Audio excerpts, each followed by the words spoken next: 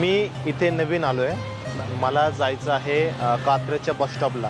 तर कात्रजच्या बस स्टॉपला जायचंय. प्रेम केल्या का ह्याला जवळच आहे ना? नक्की ना? हा, नक्की आहेत काय जवळच. ते किती रुपये घेतात ते? पत्ता नाही नाही, पत्ता सांगायचे किती रुपये घेतात? मी तू जाऊ तुम्हाला किती द्यायचे काका? काय तुम्ही नाही घेत?